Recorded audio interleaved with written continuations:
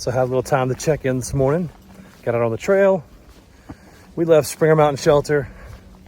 I think we're about a mile in, but you can see it's just still pea soup today.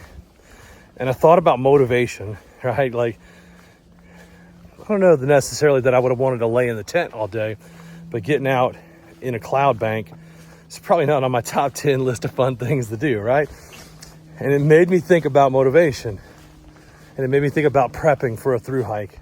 And so this little message is probably geared towards 2024 through hikers and such. But you know, you get the idea that you want to hike, and you say, yeah, I think I can do it. And then you convince yourself that you can do it in this cycle of the emotional cycle. And then you start getting pumped for it, and you announce to your friends and family that, hey, I'm going to go through hike the Appalachian Trail. And then people go through the questions and say, well, how long will that take you? About 2 or 3 weeks? And we're like, it's going to take about 6 months, you know? And then you get 6 months. And people then start saying, well, you can take a gun. They rattle off all the questions, and we've gone through there. But I'm strictly just talking about the motivation side. We announced to our friends and family in August of 2021 that we were going to through hike in 2023. And so, how do you keep motivated when that feeling and that emotion that led you to an announcement fades 6 months in or a year in? You know you still want to do it, but you're just like, man, it's taking forever.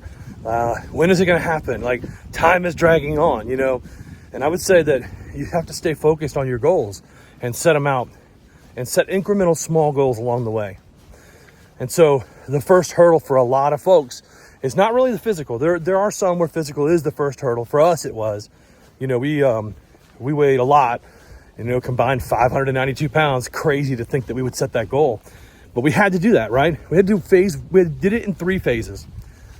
And we said, phase 1, we're going to lose weight. So we did. We took off a tremendous amount of weight early. And then phase 2 was going to be going out and doing day hikes. And then phase 3 was going to be actually staying the weekend and doing 2 nights and then 3 nights. And then I did 6 nights, right? You have to work your way up to that. Here at a crossroads here with the Mackay Trail and the Appalachian Trail. And so I always stop at these and wait for Felicia. If we get separated, she's right back there. But so breaking those goals into smaller goals helped us tremendously. And we were able to not only get the financial piece taken care of, but the physical piece to be in good enough shape to start. I'm not even gonna lie and say that we were in through hiker shape, because we're not, and probably won't be for a couple of months of actual hiking, right? Not just the physical, but the mental of a through hiker, being able to get ready in the mornings. I mean, it takes us so long to get out of the tent in the morning. There's stuff all over the tent. You're trying to figure it out, trying to repack it so you can find it later. There's a lot that goes into it. So anyway, how do you stay motivated when the timeline is extended and you have to set smaller goals? All right, we'll holler at you.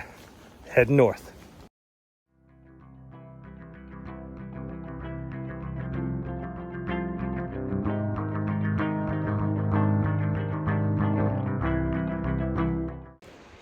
Hey now, just checking in. We're probably 3 miles into the day, passed over creek and past a water source where a lot of folks that we camped with last night just kind of slinkied.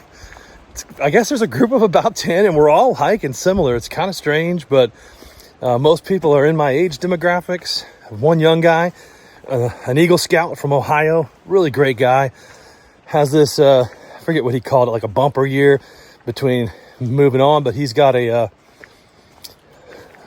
internship, a college internship of some sort lined up for when he's done with the trail this fall. But nutrition wise, wanted to catch up on that, because that's one of the bigger concerns for us for recovery, for maintaining our health. And I can say this, that I have just had zero hunger on this hike so far. Like nothing, like don't really want to eat, forced myself to eat last night. Felicia was like, hey, you really, for recovery, you really should take in some of this protein to build back that muscles. And I ate and I was miserable. I just felt bloated and full. We've been doing a little bit of snack crackers during the day. I woke up this morning and wasn't really feeling breakfast either. Still didn't have any hunger at all. Not quite sure. I could usually eat, I could eat more than most.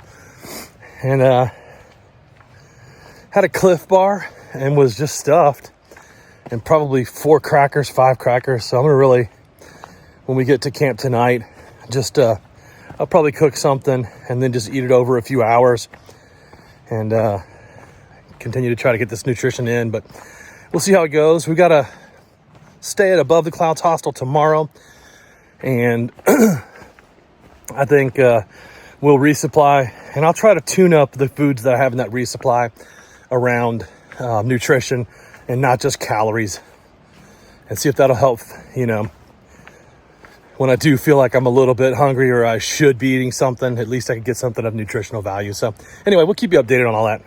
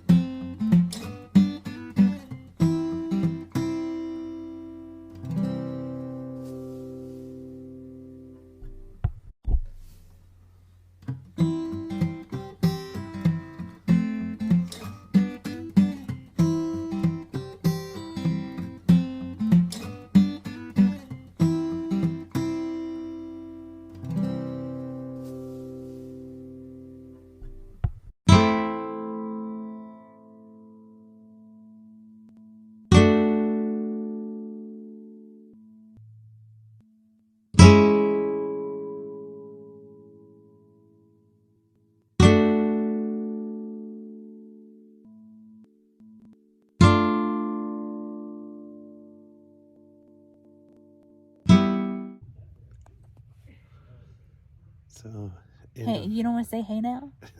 Hey now.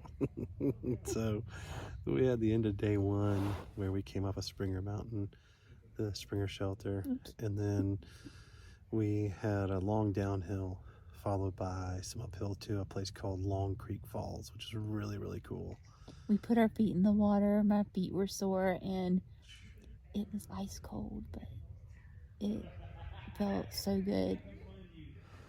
We got like everybody here at the shelter talking too, but you can just tell how much fun it is on the first few shelters where people are going through. But yeah, it ended up being about an 8-mile day, 8.1 total with the little side trail, and then we've got 8.8 tomorrow, no side trails to Gooch Gap, where we get a shuttle to stay at Above the Clouds Hostel tomorrow night. So we're pretty stoked about getting a shower and doing a little bit of laundry. So yeah, it was a tough day for me, but it was good. Yeah, it was tough all around for sure. And then we just really are appreciative to all the folks that want to follow our journey, and the likes and the comments and just the encouragement has been really, really cool to read whenever we've had reception like randomly on a mountain. So thank y'all so much for doing that.